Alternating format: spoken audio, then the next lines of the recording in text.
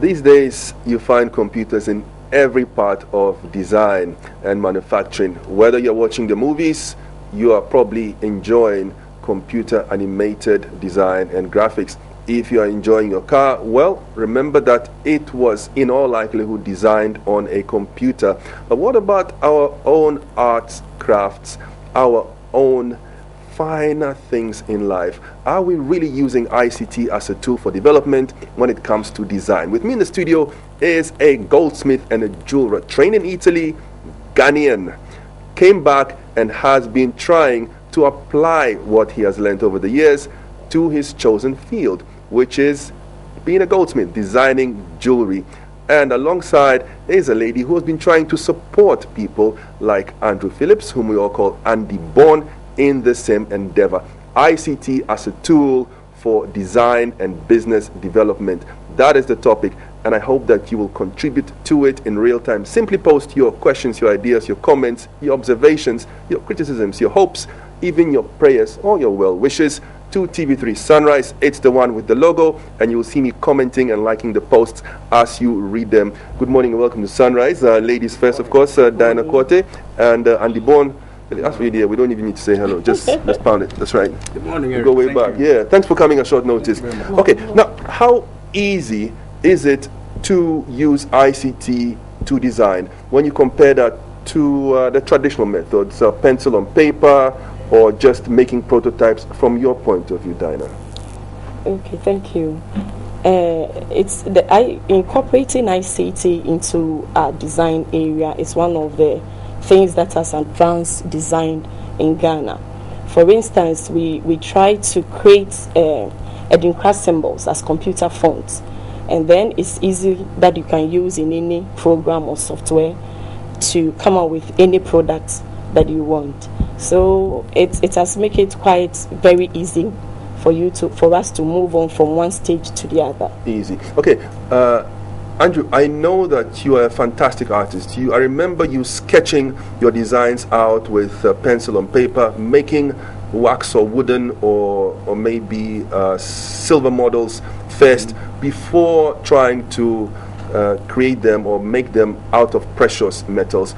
Would you say that ICT has helped make things easier for you since you benefited from the A2 Artisans course and they're using Rhino to design all your jewelry on the computer in 3 dimensions, so you can actually turn it and look at it from all sides? Well, yes. But first, like you said, you've got to conceptualize your ideas, translate them to paper, and just to give so you the an pencil idea and the paper are still important. Very important. Yes, I always very sketch important before I do anything. So what does ICT add to it?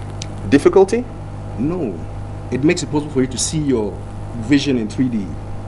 From all sides? From all sides. And then you can produce it. There's machinery to produce. Translating your ideas on paper, not everybody may understand you. So once you can translate to 3D, you get a better visual for your clients. Okay, so now that you've been able to translate your ideas from a 2D design on paper to a 3D environment on screen, are you finding it more easy to sell your services, to sell your ideas, sell your products? Selling the ideas, yes, but production is not so simple because we don't have equipment to produce. So when I design my products in 3D, I have to send my files out to the States, to people who have the machinery to produce. Interesting. Who qualifies to be trained in ICT, Dinah? It's mainly for with Andy's kind of field, it's most of the time the jeweler, so anybody interested in doing design. If the person has the commitment or the willingness to learn, the person will be able to learn it. With Andy coming in, taking things outside Ghana to do the prototype, there is this covert funding we are trying to seek. That it will help us to be equipped, have a design service bureau that will have all this equipment. When Andy kind of people designed, they will be able to produce the prototype and then go on with the production as well. How many people benefit, how many artisans benefit from your ICT interventions or contributions to them on a yearly basis? It depends on the funding we have as at that time. Most of the time you have maybe about 50 people, 30 partaking in a specific training for a period. Yeah, so depending on the funding we have during that year, will determine the number of people we have to train. Computer has made designing very easy. For example, I use Photoshop to sketch any item I want. Post John Kofi. I can see that you've got a DVD here with Kente Patterns Collector's Edition. I've got the real Kente here. Tell me a little bit about this, Betha. I can see you've got the samples of what's on this. Yes, actually we've digitalized all the Kente patterns. We've put it as a font, a computer font. When you load it onto your font folder on your PC, you'll be able to use it in any program. So for instance, if I have this CD and I loaded it onto my font folder on my PC, I can sit at my home and then I can design my own computer, take it to a weaver, and then the weaver can look on the design that I've designed and then start weaving. And you've done the same for Edinkra? Yes, the same for Edinkra. Have you ever used any of these tools? Yes, I have. I actually have the Edinkra one. How did you find out about this Aids to Artisan program? Somewhere in 2005, there was an advert in the Daily Graphic that they were running a course in 3D. Apparently, the program was introduced by an African-American industrial design professor. Interesting. And I thought that was an opportunity for me to learn. It was a whole new language. A whole new language. What does it cost, and how long does it take for you to train people like Andy Bond on the average? To train somebody like Andy Bond to know how to use the software professionally, he needs about 6 to 8 months to go through all the levels. Yes, and there is a course fee, but most of the time we look for a funding to do subsidy. And most of the time they pay. I'm not too sure of the figure. I'm not in account, so it's quite difficult to remember the figure. Okay, when it comes to the cost, and this question goes to you, Andy Bond, I know that there is a cost to creating a model. So if you wanted to make a sample of something that you could look at and turn around and just get a general feel of it and change it, it comes with a cost. Is it cheaper to do this in 3D, like in Rhino, as you do, than to do it in wax, wood, or copper, for example? It depends on the intricacy of the design. If it's very simple, you don't need to do it in 3D. If it's very intricate with precision, then you need 3D, and it depends on how much time you're going to spend designing. Have you tried to design anything other than jewelry? For example, have you tried to design watches or shoes or yes, I have. Cufflinks or frames for glasses? Yes, I have. With this software? I have an interest in the creative field, so it's not just jewelry. Anything in 3D I can think about, I would like to create it. What would it take? Wristwatches. What would it take for you to get to the next level of success? What is it that you need? What's a key input? Capital and machinery. Capital and machinery. What would you say to that, Diana? Capital and machinery. Yes, that's initially I said we're looking for a funding so that we could set up a design service bureau that we've applied to Corvettes, and we are hoping that they will give us the grant so that we can set up a design service bureau that somebody like Andy Bond or PMMC or MFA Jewelry, we've trained all of them before, and they can also move from that level of designing and then also printing a prototype, coming up with a mold, because we realize that most of the jewelers in Ghana, their basic problem is they have the creativity. So the 3D software enables them to put most of them down, and then you have a library of a collection of all the designs. And then the next level is to how to get that design in a wax form or in a mold form, so the person can see a physical prototype of whatever you've done. And then from there, you can come up with your mold. From there, then you can go to the production. I have an example of a medal we did during Otun 14th anniversary. Okay, I think I don't have that one here, but I will show you the one we did for a silver Caesar Games, Silver Jubilee. Okay, is it okay for me to open it? Oh yes, please do. I want to open it so that I can get a better look at it. Yes. Maybe so can. Okay, so you made this medal here in Ghana? Yes, here in Ghana. Everything is made in Ghana. This is made in Ghana? Yes. But this is beautiful. It doesn't look like anything that would be different from anything that was made anywhere in the world. It's fantastic. Yes. And this was designed? This was designed solely in A2 Artisans Ghana. And then using your technology? Using our technology. So we give them computers. We give them a preview of what they will see at the end of the day, and then we go through the prototype and then the design. Fine, but just one question, Diana. Was it manufactured in Ghana? Was it made in Ghana? It was manufactured, everything made in Ghana. 100% made in Ghana? 100% made in Ghana. From the design through the production. Actually, it creates a lot of jobs for people when we are doing this. We involve a whole lot of school dropouts, people that are in the jewelry field that can come in, and then because we use our hands in doing everything. Everything is made with our hands. Beautiful. Yes. Beautiful. Beautiful. How can I get a copy of the CD? I'm enjoying the show, right, Sumani Nafi? So people want things because they see them on television. We have it in our office, A2 Artisans Ghana. It's at the Trade Fair Pavilion X. I'll also maybe mention my phone number at the end of the program. Tell me where I can download it online, and tell me how much it costs, because I also want the Kente CD costs 25 Ghana cedis. 25 CDs? Yes. Okay. Actually, it was founded by Speed Ghana for us to put it together some years back, I think about 4 or 5 years ago, with the Kente patterns. Yes. And then the Dinkra CD-ROM costs 20 Ghana cedis. 20 Ghana CD. Is it available online? Can I download it? I think the Dinkra CD is always available online. Okay. Interesting. And Yvonne, do you think that our artisans, jewelers, goldsmiths, shoemakers, shoe designers, weavers, sculptors, ceramic and pottery makers are using ICT to the full advantage that it offers? No. Why? Availability. Of what? The software. The software? Yes. Like Rhino that you learn to use that you're using now? At ATAG, yes. Availability, software. If you have the software and you have the time to sit down and learn it, you can do it. If you have a 3D thinking mind, you can do it. If you can't think in 3D, there's no point.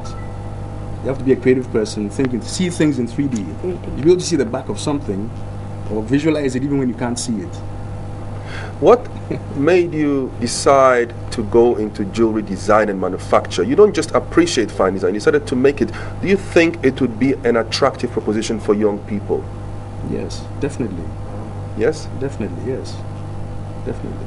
I'm asking this, Diana, because we seem to have become a society of consumers rather than a society of makers. We keep talking about wanting to become an industrial society, and yet we don't even take time to find out how things are made, to understand the process. We just want to find things to buy and consume. What would you say to that? I agree to what you are saying, because for every country to develop, you need people that can design and then produce to the last bit, than you not importing most of the things that you use for the production. With in terms of the design aspect, we have it. Ghanaians are very creative. It's left with just another step ahead that we can bring in a technology that will help us to move from that stage that we are to another stage than just importing things from China and then the Asia countries. It's like there are people here that are very creative and they can do all these things. Why should we import things? And even with this software that Andy Bond is using, he uses both Matrix and then Rhino. You can design anything shoes in terms of furniture. Yes, you can go to that far. Architecture and everything. I remember some years back, we were sourcing for this Parliament House, the new building they are putting up, so that artisans in Ghana can have that feel of producing things to fit a place like Job 600. That building, we should have something made in Ghana, and it's right by Ghanaians. Things are from Ghana. That is what Ghanaians artists want to feel. Okay, you mentioned availability and time and software are some of the things that you think we need to address, as well as finance and plant equipment, machinery, financial and equipment investments. What about raw materials? When it comes to jewelry, and remember, Ghana used to be called the Gold Coast, there are relatively few Ghanaians who own gold jewelry, items made of gold, and many say that it is because of the high cost of this raw material of gold that our jewelers are finding a very hard time. Exactly. What about the raw materials? What are your thoughts on that? The inputs, for example, gold, silver, diamonds, or any other materials that you might use? Because things, raw materials are available, but because of the costing, you need some sort of platform to work from or to work with. And the biggest platform we have right now is the PMMC, Precious Minerals Marketing Company. And so lots of us are in discussion with them to see how best they can work with us on the outside to give people a chance to design. And then they have a good manufacturing workshop. So somebody who's creative, doesn't have the tools, can go to the PMMC, have your things designed and sold right in-house of the PMMC. That takes the burden off the creative person. Okay, George Krong says this shows that Ghana is moving forward step by step. You love everything you've seen, love all the designs. Gladstone McGrath Kabwa says, good morning, Mother Ghana. And John asks once again, why do we give preference to foreigners when it comes to design and manufacture when we can do such beautiful things? Are you competitive with foreign designers, foreign jewelers, and Ibon? Not enough. Not enough. You see, when it comes to traditional skill, you don't have enough skill to match the international standards. You need training. You need to train people, and it takes years to train people.